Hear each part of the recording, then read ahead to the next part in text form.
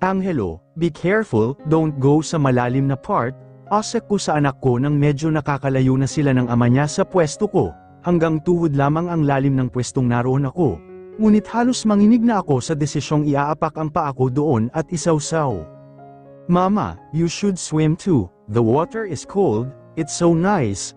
For a 1-year-old boy, ang daldal na niya, ang galing na niyang magsalita, ang sabi ni Lander, nagsimula daw yun noong magising ako. Tahimik at hindi daw ito pala salita noon.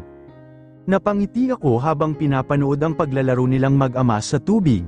Kumapit ang maliit na si Angelo sa malapad na likod ng kanyang ama at sumakay ito sa balikat niya. Lander gave me a one true and big smile. I smiled back and waved to them.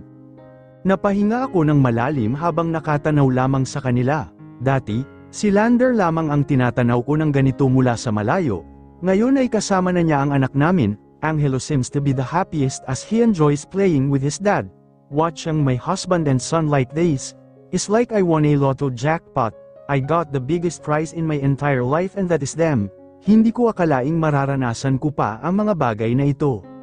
Mama, sigaw muli sa akin ng anak ko. Namumula na ang maputi at matingkad niyang mukha, gayon din ang kanyang ama. Dad, I have something to tell you. Diretso nitong saad daw maririnig mo pa rin sa bawat word na binibigkas niya ang pagiging bulol niya. Bumaba siya sa balikat ng kanyang ama at nagpasikat lumangoy patungo sa direksyon ko, nag-aalala man dahil ang bata-bata pa nito ay nai-expose na sa ganitong bagay. Ay nakaka-proud pa rin naman, he's just only 1 year old, dapat ay nasa bahay lamang ito. Umiiyak at naghahanap ng gatas. No doubt, Lander fed my son with love. He teaches Angelo to be a strong and independent man. Someday, Angelo will surely be a good and strong man. Pinalaki niya ng maayos at matapang ang bata. At one blink, they are already in front of me.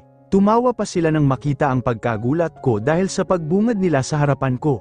Angelo approached me at binigyan niya ako ng mahigpit na yakap, pagkatapos nabasa ako dahil yakap niya. Pero it's okay. Okay na okay. I have no problem with it because the hug gives me chill and pure happiness. Wala akong pakialam kung mabasa ako o malamigan, ang yakap ng anak ko ang higit na mahalaga at nakakapagpasaya sa akin sa pagkakataong ito. You should swim too, Mama, muling singhal sa akin ng anak ko. Natatawa pa ako dahil hirap na hirap niyang bigkasin ang swim. Hindi nga marunong lumangoy ang mama. Anak, I already said that thing many times now. But I want to swim with her, Dada. Natawa ako dahil sa pabulol-bulol niyang saad.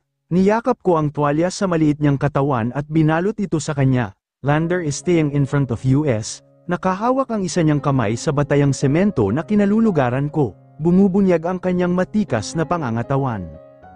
Do you want Mama to get drowned, anak? She doesn't know how to swim, pilit sa kanya ni Lander. Lalo itong napapalapit sa akin dahil tinutulungan niya akong magpunas ng buhok ng anak namin. Alam kong hindi niya alintana ang pagkakahawak sa kamay ko. Alam kong ako lamang ito. Lahat ng galaw niya ay napapansin, nabibigyan ng meaning. Dada, you so lapit na kay Mama. Do you want to hug her? Pautal at pabulol-bulol na sambit ni Angelo ng mapansing nayayakap na ni Lander ang bewang ko. Dahil sa pagtulong sa akin sa pag-aayos at pagpapatuyo kay Angelo. Agad na mula at lumayo si Lander sa akin ng sambitin yun ng anak namin. Humalakhak si Angelo kaya naman mas lalong yatang nahiya ang ama niya. At lamusong na lang ulit sa tubig at nang umahan na ay medyo nakakalayo na siya sa amin. Sabi niya ay tuturuan niya akong lumangoy, pero natatakot talaga ako. Kaninang makarating kami ay wala siyang ginawa kundi pilitin akong mag-aral lumangoy. Ang kwento niya kaya natuto na rin ng husto ang anak namin, ay 4 na buwan pa lang si Angelo noon, ay pinag-aral na niya itong lumangoy at ma-expose sa tubig. Napag-alaman daw kasi na may asma ang bata at isa sa mabilisang treatment nito ay ang paglangoy, bagay na hindi ko nagawa noong bata ako kaya dinala ko ang sakit na yun paglaki ko. Nadagdagan pa ng pagkakadiagnose ko ng heart failure. Buti na lang sa awa ng Diyos ay nawala naman na ang asma ng anak ko. Isa iyon sa mga bagay na ipinagpapasalamat ko kay Lander, hindi niya hinayaang mamana sa akin ng anak namin ang pagiging mahina. Mama, Dada said kanina na he wants to kiss and hug you. He misses you daw po, Mama, aren't you kissing each other po, di ba? That what's supposed to do when you're married? Halos matampal ko ang noo ko pagkarinig ng mahaba habang sabi ng anak ko, mukhang mas gugustuhin ko yata yung Angelo na ikinukwento ni Lander sa akin, yung tahimik at misteryoso, kung ano-ano na lang kasi ang lumalabas sa bibig nito kahit 1 taon higit pa lamang siya. Siguro ay mas madaldal siya pagsapit ng 2 taon niya. Angelo, Osek na sigaw ni Lander, malayo na siya sa amin ngunit dahil sa lakas ng pananalita ng anak namin ay paniguradong narinig niya yun. Natawa ako nang makita ang pulang-pulang mukha ni Lander, nahuli ko ang tingin niya na agad niyang binawi at napakamot pa siya ng ulo. Ang cute pala ng asawa ko kapag nahihiya.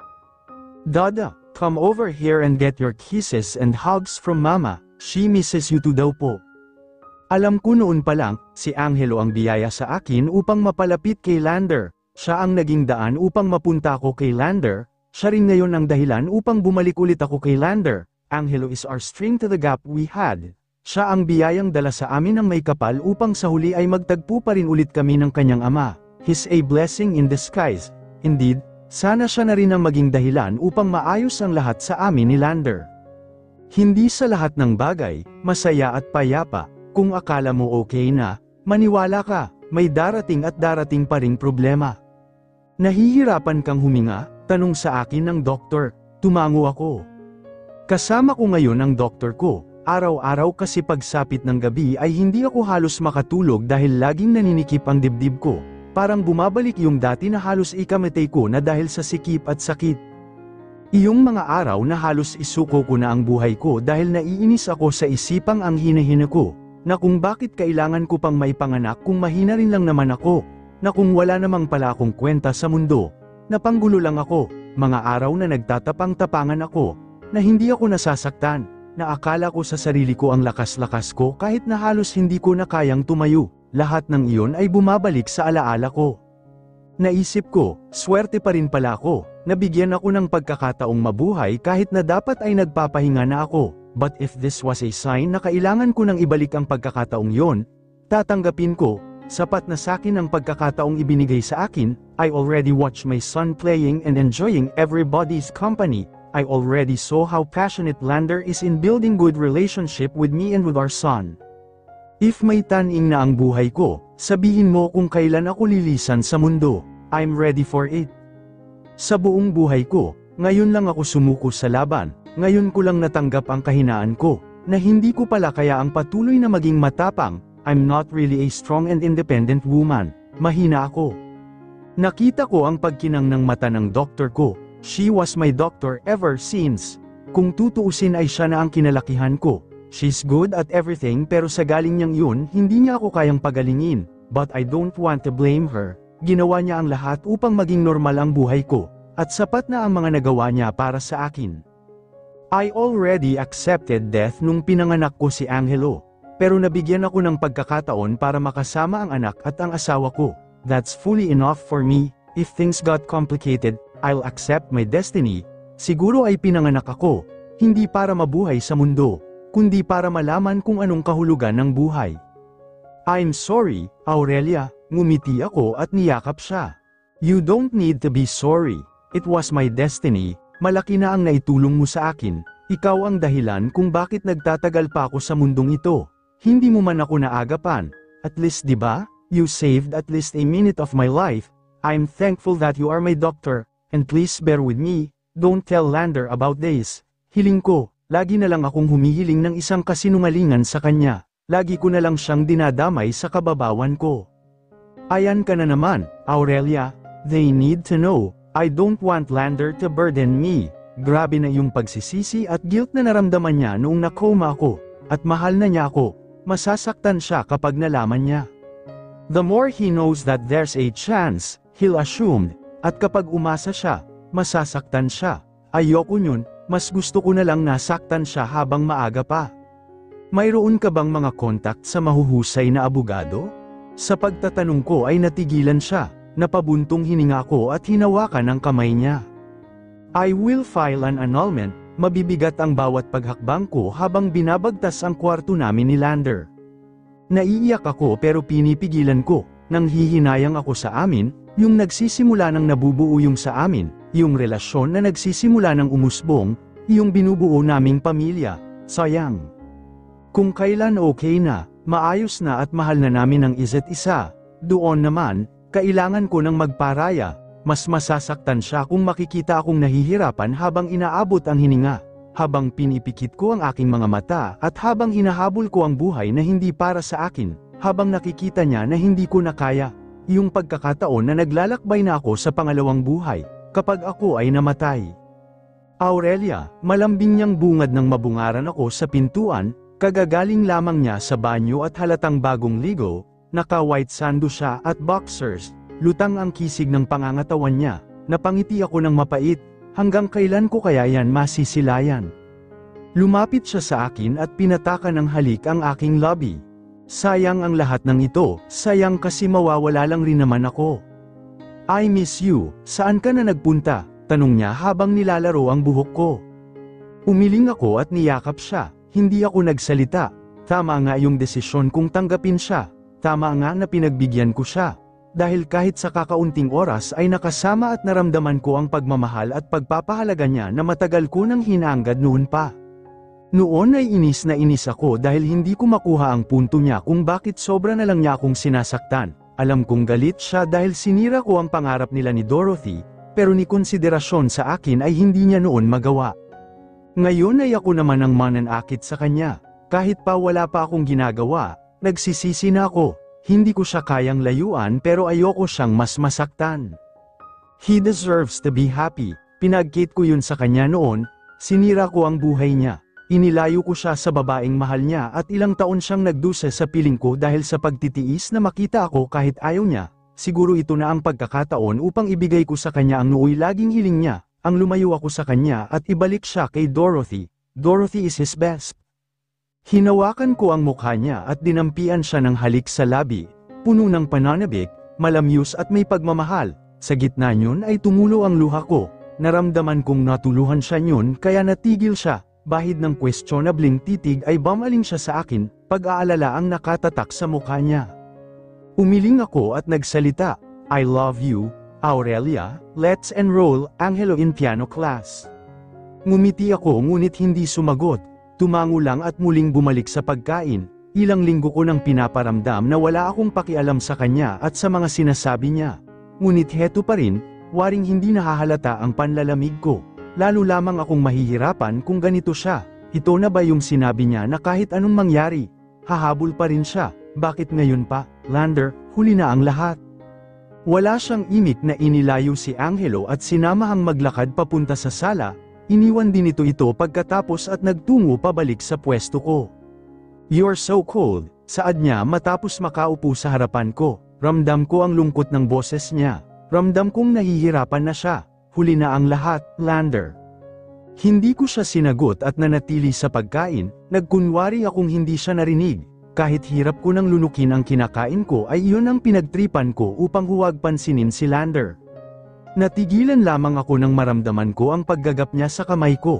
Napatingin agad ako sa kanya ngunit nang makita ko ang lungkot sa mukha niya ay agad ko rin itong binawi at tumingin sa ibang direksyon. What happened? Akala ko, okay na tayo, akala ko, pinagbuksan mo na ako ng pinto. Tinanggal ko ang pagkakahawak niya at umiling na lamang. Muli, ay hindi ko siya nagawang sagutin. Imbes na ituloy ang pagkain ay tumayo na lamang ako upang makalayo. Pero bago pa ako makahakbang papalayo sa kanya ay naramdaman ko na ang malaking braso na pumulupot sa baywang ko. Hindi ko siya nakikita dahil nakatalikod ako sa kanya. Pero sa paraan ng pagbuga niya ng hangin ay ramdam ko ang tensyon na bumabalot sa kanya. At first, alam kong kaya ko pa. Pero nang tumagal na ang yakap na yun at lalong humigpit ay bumagsak na ang kanina pa nakahandang luha sa mga mata ko. Lander. Anong nagawa kong mali? Binabawi mo na ba yung chance ko? Aurelia, don't dare me, mamamatay ako. Agad kong pinalis ang mga luhang tumulo sa mga mata ko at buong lakas na tinanggal ang kamay niya sa baywang ko. Hinarap ko siya ngunit malaki ang distansya.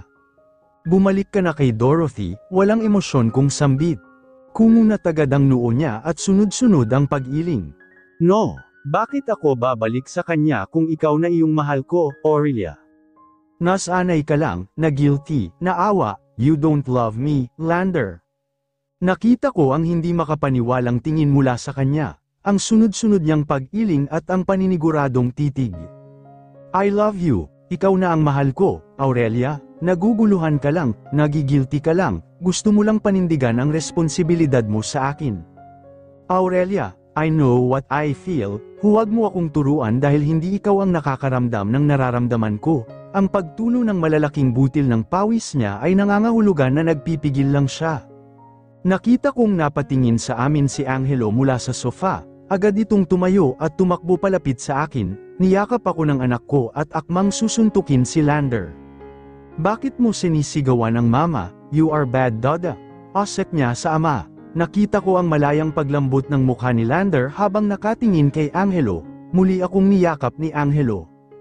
I'm sorry, agad na bawi sa akin ni Lander, hindi naman niya kasalaan ang masigawan ako ang nagpalabas sa kanya ng ganoong emosyon. Lumuhad ako upang mapantayan ang lebel ng anak ko. Go to your room, mama is okay, don't worry, okay. Agad naman siyang tumango ngunit bago siya umalis ay tiningnan niya lamang ang kanyang ama at tinapunan ng masamang tingin ito. Aurelia, bahid ng pagsusumamong saad ni Lander, lumapit siya sa akin at umiiling. Hindi mo ako ipapamigay, di ba? Ngumiti ako at sinubukang humakbang palayo sa kanya.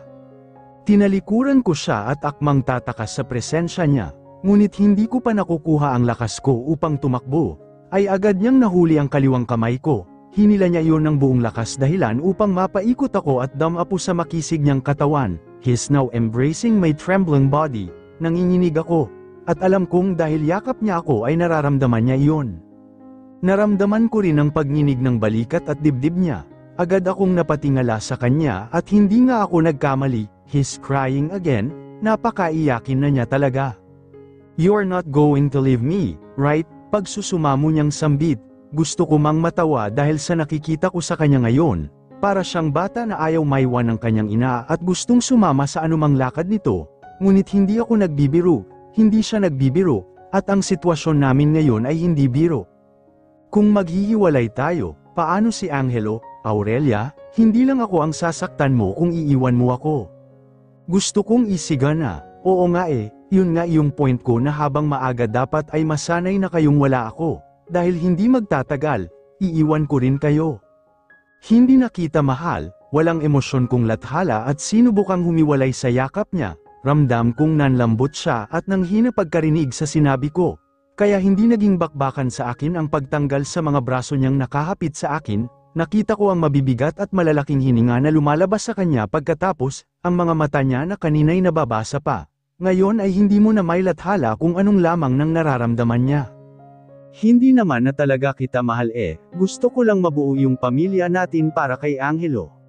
Gusto kong habang lumalaki siya kasama niya tayo. Ayokong mabuhay siya sa mundo na walang buong pamilya. Iyon lang naman ang dahilan kung bakit pa kita tinanggap sa buhay ko sa pangalawang pagkakataon, pero Lander hindi ko pala kaya.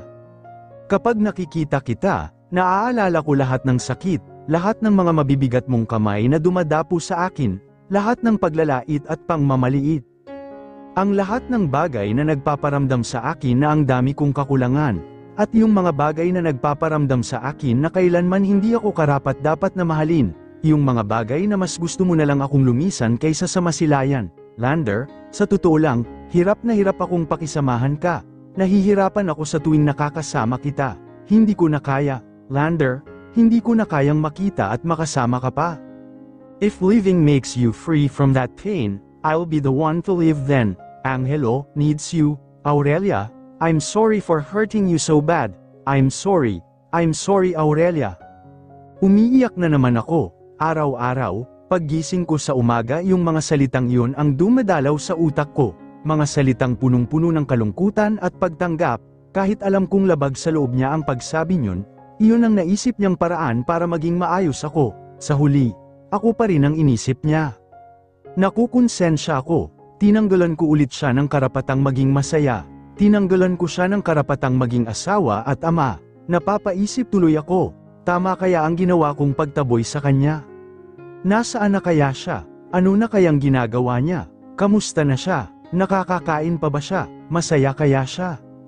Mama, asan po si Dada? Miss ko na po siya, iyon ang laging tanong sa akin ni Angelo. Gabi-gabi siyang umiiyak, noong una, hindi ko alam ang gagawin ko. Si Lander lamang ang kayang makapagpatahan sa kanya noon. Aligaga, naiiyak at hindi ko malaman ang gagawin upang mapatahan ang anak ko sa pagkakataong yon. Ngunit alam yata ni Lander na mangyayari ito kaya nag-iwan siya noon ng notes sa pintuan ni Angelo, notes na nagsasaad ng mga dapat gawin kapag nangyari ang ganap na yun. Angelo keeps on dreaming ghosts and monsters, at ayaw niya ang mga yun. Ang dapat lang daw gawin ayon kay Lander ay kwentuhan siya ng magagandang kwento hanggang sa makatulog siyang muli. Iyon ang ginawa ko. At nagpapasalamat ako dahil effective naman yun. Marami pang iniwan na notes si Lander, mga notes na nagsasabi kung ano ang dapat gawin at hindi sa loob ng tahanang iyon. Imbes na makaramdam ako ng pangliliit dahil kung tutuusin ay ako yung babae, ako dapat ang nakakaalam ng lahat ng iyon, ngunit hindi ko kayang mangliit sa sarili ko dahil roon. Ngunit pawang pagkamangha lamang kay Lander ang namumutawi sa akin, pagkamangha at pangungulila, dapat ngayon ay nandito siya, siya yung mga gumagawa ng lahat ng ito at walang mga notes na nakalathala, kaso wala siya, tinaboy ko siya. Napatakip ako ng mukha dahil miss na miss ko na siya. Iyak nang iyak sa akin si Angelo dahil gusto niyang hanapin ko daw ang dada niya, na gustong gusto na niya itong makita. Bamantong hininga ko nang matinigan ang ringtone ng cellphone ko, agad ko itong sinagot. Mama, sagot ko sa tawag, anak, kamusta? Okay na ba si Angelo? Hindi na ba siya umiiyak? Araw-araw ko kasi siyang tinatawagan dahil natatakot akong hindi na tumigil si Angelo sa pag-iyak dahil sa paghahanap niya kay Lander. Lagi na rin dumadalaw sina mama sa amin. Sabi pa niya ay lumipat na raw muna kami sa bahay pero ayoko, paano kung biglang bumalik si Lander at hindi kami madatnan dito? Ako yung pilit na nagpalayo sa kanya ngunit ngayon hinahanap-hanap ko naman siya. I'll contact detectives para hanapin si Lander, saad pa ni mama na agad kong tinutulan. Wala silang alam sa sitwasyon namin, galit sila sa asawa ko at yun pa ang isa sa kinakakakonsensya ko. Ginawa kong masama si Lander dahil sa pantataboy ko sa kanya. Lahat sila naniniwalang iniwan niya ako, gusto kong ipagsigawan na ako ang nagpalayo sa kanya. Na walang kasalanan si Lander, pero natatakot akong tanungin nila na kung bakit ko ginawa yun, natatakot akong malaman nila, na malala na ang sakit ko. Kahit nanghihina na ako, pinilalit kong maging malakas kapag kaharap ang anak, pamilya at mga kaibigan ko. Mama, huwag na. Hindi na namin siya kailangan ni Angelo, pasensya na Lander, pasensya kung hindi kita kayang ipagtanggol, ni hindi ko nga rin kahiya ang elaban ka, may pagtanggol pa kaya, mahina ako at wala ng lakas. Anak naman, nakita mo na ba yung sarili mo sa salamin?